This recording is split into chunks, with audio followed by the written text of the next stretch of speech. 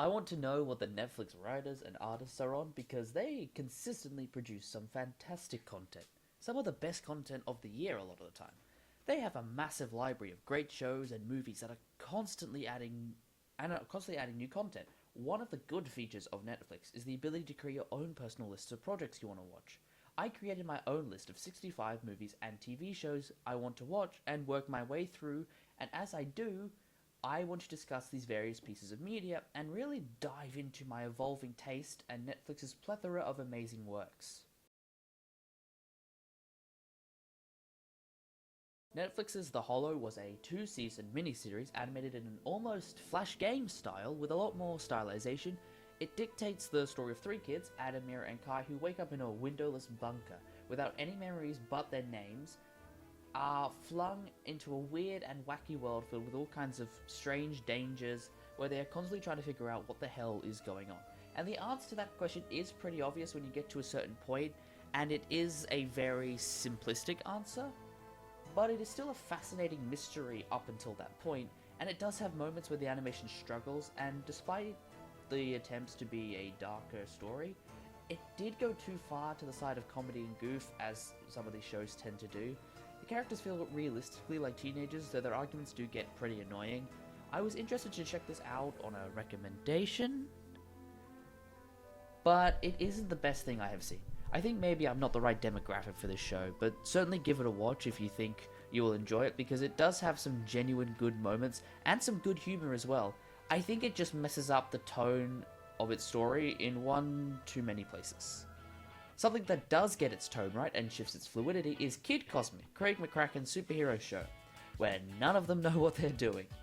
The team consists of a superhero-obsessed a kid who can fly, or telekinesis, as it is discovered in Season 1, finally, a portal-hopping teen waitress, a pacifist-multiplying granddad, who is the best character, a giant man-powered 4-year-old, and a cat that has precognition and a really deep voice for some reason.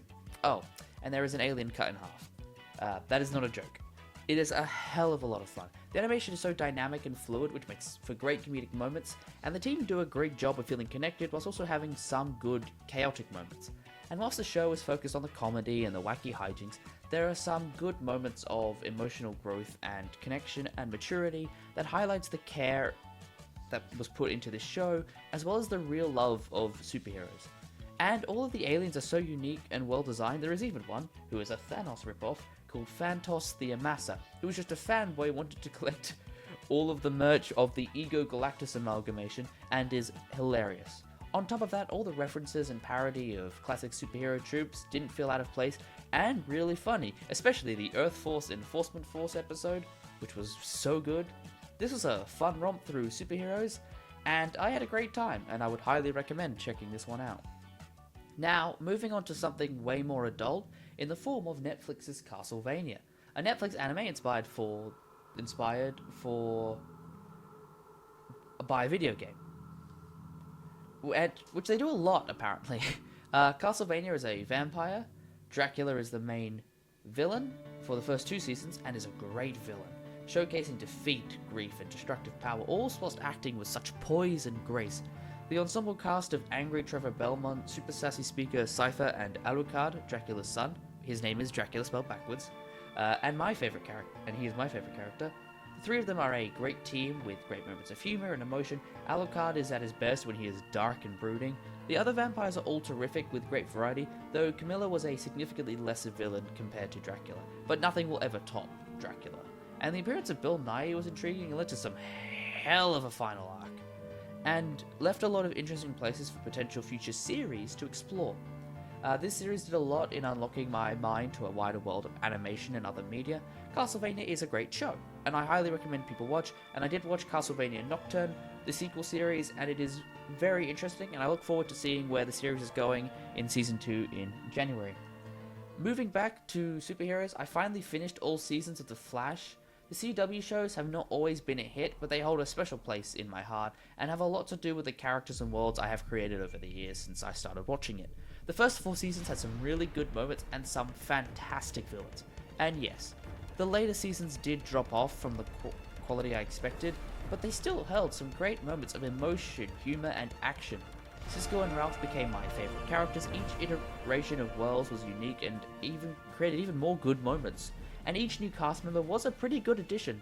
The time traveling did get old at times, but the first Flashpoint moment and the first time travel episodes were so well put together. Grant Gustin was a great Flash and Barry Allen, and deserves the praise he gets for the role, and the crossovers with the other various CW shows were pretty good. Invasion will always be my favourite, especially given the ramifications it had on the wider universe and all of the relationships built up. The Flash may not have been perfect. The CW definitely wasn't, but it holds a special place in my heart, and I'm glad I can look back fondly on this and many of the other shows in the CW DC universe. Moving on to something different, Hilda is a delight. A warm, comforting show that explores the world of Icelandic and Scandinavian folklore in a beautifully drawn world, and it is so colourful and vibrant. Every frame is a masterpiece. All the mythical creatures are great. I love the administrative elves, particularly Alpha. Twig the Deer Fox is an adorable companion and my personal favourite character. All of the voice acting is great and fits so well with the world. Bella Ramsey does a very good job of portraying the adventurous Hilda, and it was such a joy and fun to watch, and just a great comfort show.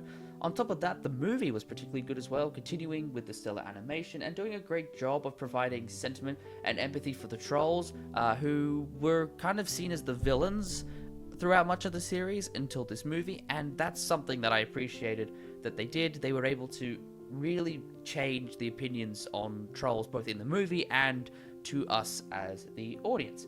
The emotion created by the animation and voice acting was fantastic, and this style does action really well, surprisingly, and it was filled with some very funny moments. Despite its look, it didn't have as many of the juvenile jokes I expected from what could be perceived as a kid's show. But it isn't. It is a mature adventure story that also explores family, friendship, kindness, and nature, all once again in stellar animation. I cannot stress enough how good the visuals are. Hilda is a charming, warm comfort show that everyone should watch, and the movie is equally as good. You can't say that about as many animated sort of films for these kind of shows. And something quite different from all of these is Love, Death, and Robots, the sci-fi shorts miniseries where multiple short stories are adapted into short animated films, frequently filled with violence and nudity.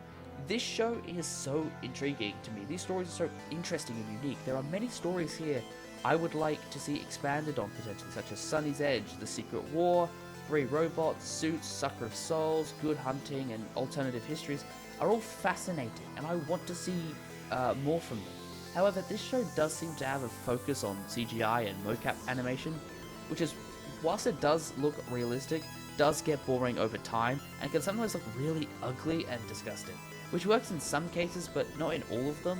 And this is another show where the argument for unnecessary violence and nudity comes into play, as it does go too far sometimes. The best episodes of the show are the ones where the animation is a lot more stylized and unique, such as Zima Blue. There is a lot of potential here and a lot of interesting stories, and I would like some of them to be turned into full-blown series or movies. There is a massive well of potential for some great stories, and potential to maybe change up the animation a bit with higher budgets to really create some amazing animated content. And to finish off this first set of projects is my favourite on the list, Arcane. Arcane was a masterpiece when it first released in 2021, and I loved it. From the stellar and evocative animation and visuals to the insane music to the voice acting to the writing, everything was pure perfection, leaving on a cliffhanger that had me pumped for the next season. And last month, Season 2 dropped like a nuclear bomb with all the qualities we expected, ramped up higher than anything seen before. The music, the animation, the writing, dialogue, and voice acting all better than before, hitting the same emotional beats even harder than ever before. Arcane is a true animated masterpiece, and I'm so glad to have witnessed it and to be able to witness it again and again. This is Netflix's proudest achievement, for this was something truly special, and everything was done meticulously to make it as good as it was. It takes a lot to make a show this good. Arcane emotionally broke me, made me cry, laugh and smile at every turn. I haven't stopped listening to the soundtrack since because it was just so good. Whatever Netflix is on, they doubled it for this show, and it paid off. I love this show to bits, and can't wait to rewatch it every time I want to emotionally devastate myself. Thank you Netflix, Riot, and Fortiche for this masterpiece of a show.